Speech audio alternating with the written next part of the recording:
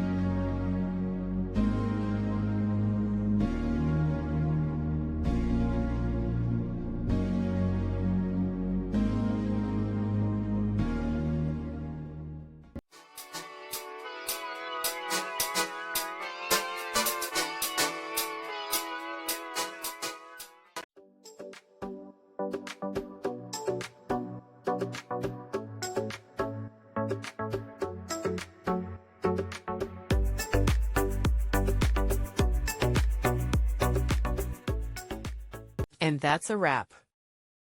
I hope you found the answer you were looking for. If you did, take a second to hit that subscribe button. It really helps out. And let me know in the comments which solution worked best for you. See you next time in the Debug Zone.